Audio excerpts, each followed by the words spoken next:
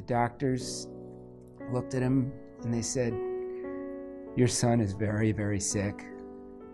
And it wasn't long before we were in an ambulance headed to UCSF.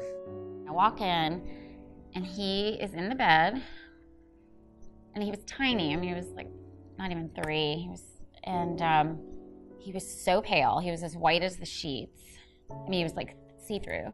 The sense of a life-threatening illness really hit us as parents. And there were a couple of nights where he coded and they had called up the ICU. I mean, they couldn't figure out why he was having all these persistent fevers and his heart rate would be really low. We almost lost him. I mean, that kind of stuff was really where I felt the,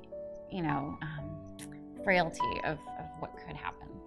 It's really hard to describe it, to watch our child go into surgery the next morning. And that's when I definitely realized that it's a science, but it's not a perfect science. And they're learning things every day. So that was the hardest time for me. It's been a tough road, but he's doing well today, and that's what it was like. Lo and behold, on finale night, I was the winner of the year, the Woman of the Year, because I had raised so much money. Unbeknownst to me, I just could not believe it. Nobody said no to me. I just kept doing it, and I just knew that there was a good reason behind it. I wanted to help with research, that I thought that research would help find the cure, and the only way to do it is to raise the money and raise awareness for people to understand what leukemia and lymphoma was, because I didn't know when I was raising the money really what it meant. And how ironic that 7 years later, I'm diagnosed and have that fatal disease myself.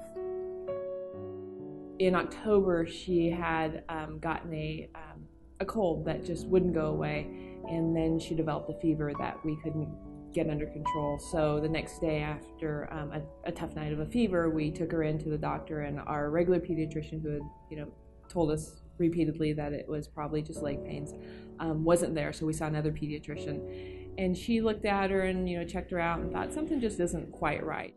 Sarah was diagnosed when she was 4.5 with acute lymphoblastic leukemia. She's now 2 days away from being 11, and her health is fantastic. I went to the hospital and thinking I was just going in, for antibiotics or something, had food poisoning, and they found it was a lump, a grapefruit-sized lump in my abdomen.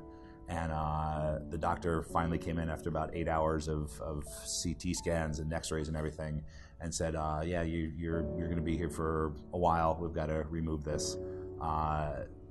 Totally freaking out, and called friends, called my parents. The hardest part was the physical pain involved with the chemotherapy, and the losing the hair wasn't so bad, but it was the physical pain, the nausea, the particularly, I'm a chef. I like food, and I couldn't eat for 4 or 5 months. That was really the hard part. It was the most horrific experience that I've ever had. She was 3 years old, and she had had a cough for several months. We took her to the doctor often, and they just kept telling us it was a cold, and then she was having trouble getting up our stairs, and I thought, oh, she's just trying to be a 2-year-old again. She wants mom to carry her. And then her preschool called and said that she had a very green complexion and that we needed to take her to the doctor again. And they ran blood tests, and immediately that night we were whisked to Kaiser Oakland, and that's where our journey began. He says, today's my procedure, and it's just part of his life.